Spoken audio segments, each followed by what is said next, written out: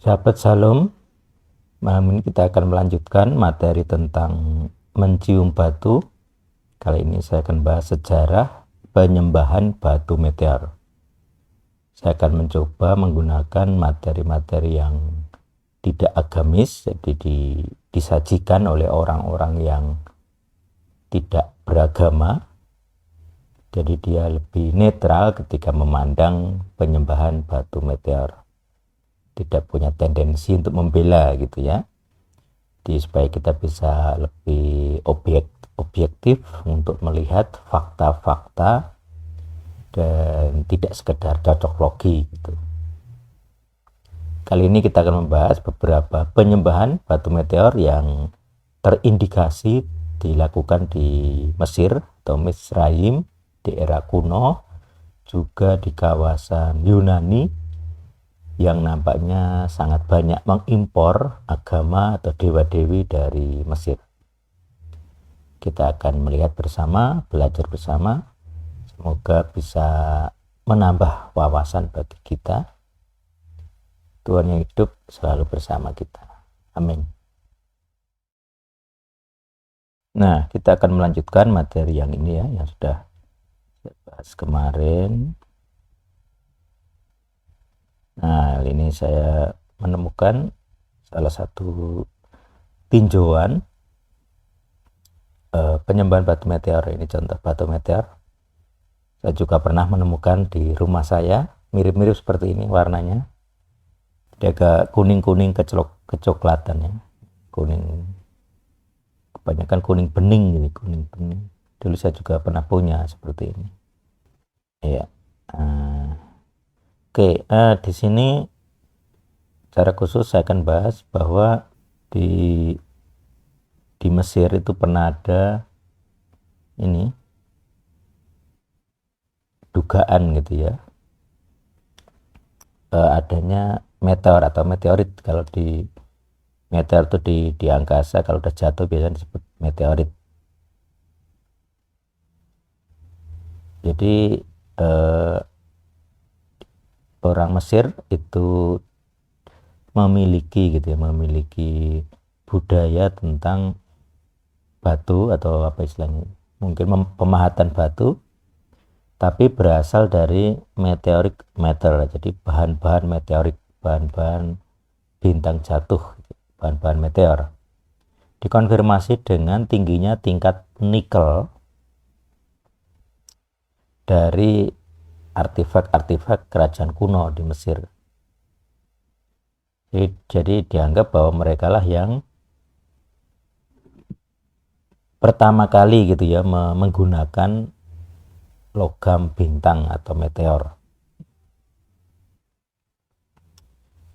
dan digunakan hanya untuk benda-benda seremonial dan agama gitu ya. Jadi berkaitan dengan benda-benda agamis yang mereka pakai. Nah, di sini Thomas Robert Bovell menulis gitu ya, dalam Architect of the Cosmos that Egyptian Word for Heaven. Jadi kata Mesir, kata dalam bahasa Mesir untuk langit yaitu beja. Saya kurang tahu ini pronunciation yang tepat apa, beja atau beja, BJA ya. Juga kata yang sama digunakan untuk kata besi. Jadi harusnya ini bahasa ini ya, bahasa Mesir kuno atau bahasa para faroh, hieroglifnya atau hieratik gitu ya. Oke, kemudian mereka juga percaya para faroh itu dilahirkan kembali sebagai dewa bintang atau star gods. Jadi ketika mati menjadi rasi bintang di langit. Nah, itu contohnya, konsepnya yang tersusun dari besi meteor. Makanya dalam ini apakah ini cocok atau enggak, untuk ada film yang ini ya, dewa-dewa Mesir ya, The God of Egypt, itu mereka digambarkan dewa-dewa besi ya, jadi bajunya baju besi. Dan ini diambil dari teks piramid. ya, yang menuliskan begini, bones of the king, jadi tulang para raja itu adalah besi, dan anggota kerajaan adalah bintang yang tidak akan hilang atau tidak akan musnah. Jadi ada konsep seperti itu. Kemudian untuk Egyptian kuno, meteorit itu dianggap pemberian para dewa, memiliki memiliki hubungan dengan royal, dengan garis kerajaan dan kuasa ketuhanan, kuasa keilahian. Kemudian 2000 tahun sebelum mereka ditemukan, jadi sejak 2000 tahun lalu mungkin begitu ya maksudnya, telah ditemukan di tanah itu sebagai senjata juga. Nah, ben-ben, jadi mitologi Mesir itu menyebut jadi di dalam mitologi Mesir itu kira-kira dulunya ada Haka, ada lautan gitu ya, lautan Haka. Haka itu kayak wujud feminis gitu ya, feminisnya, tapi ini bentuk lautan gitu ya, Haka. Ada yang bilang itu kayak mirip kayak di saktinya dewa dewi atau dewa Hindu gitu ya, tapi ini Mesir gitu ya. Nah, mereka menyebut di tengah lautan Haka ini ada piramida yang pertama. Nah, piramida yang pertama ini muncul di atas gitu sebagai ben-ben, namanya ben-ben, batu ben-ben gitu. Nah, batu ben-ben ini nampaknya gitu ya, dari banyak pendapat itu adalah meteorit gitu ya. Jadi dari banyak pendapat, ben-ben ini adalah batuan meteorit, jadi atom ya. Jadi atomnya dikatakan berdiri di ben-ben ini gitu ya, sendirian gitu dia berdiri gitu ya. Ben-ben ini kayak pulau pertama gitu. Pulau pertama dari lautan Haga. Terus dari situlah muncul dia menciptakan seluruh bumi dari Haga atau piramid pertama yang dari meteorit ini. Nah, itu pendapat dari orang-orang yang ini ya, yang menyelidiki mitologi ben-ben. Oke, itu. Nah, kemudian ini ada namanya Bennu bird. Jadi nama burungnya terinspirasi dari ben-ben, dari Bennu. Nah, dari Bennu ini kemungkinan menjadi ponik di kalau burung api. Nah, burung api itu ponik itu berasal dari Bennu.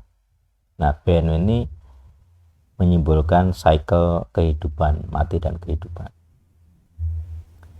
Dan dikatakan hidup di atas ben-ben. Jadi dia berasal dari ben-ben itu. Maka dikatakan dia sumber kehidupan itu. Di salah satu teks dia bilang 500 tahun sekali kembali ke kuil Hieropolis gitu, untuk memulai siklus kehidupan. Ini burung Bennu, ini burung ponik. Oke, kemudian ini contoh ini ya. Ini apa? Simbol kecil ini. Ben-benet gitu ya, obelis. Jadi capstone, puncak dari piramida yang atas ini. Nah, puncaknya di sini itu digambarkan di sini itu ben-benet. Jadi itu turunan dari kata ben-ben itu tadi. Ben-ben stone ya. Jadi dia kalau namanya mirip atau mendekati, di sini kan ben-ben persis sekali, hanya ditambahi at di akhir at. Jadi kalau Semitik biasanya kalau akhiran T itu berarti dia turunan bersifat ben-ben. Itu.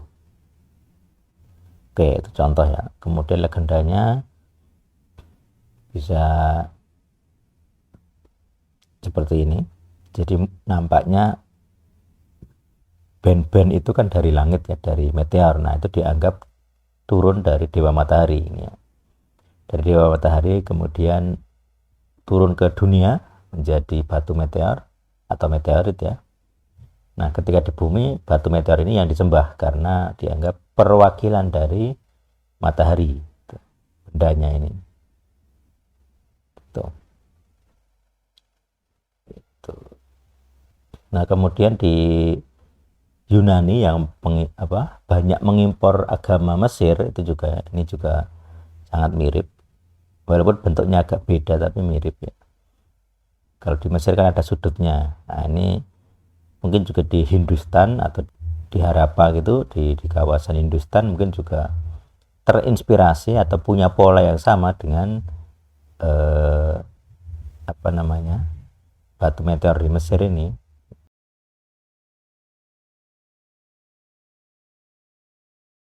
Ini di Delphi ya, Delphi itu di Romawi.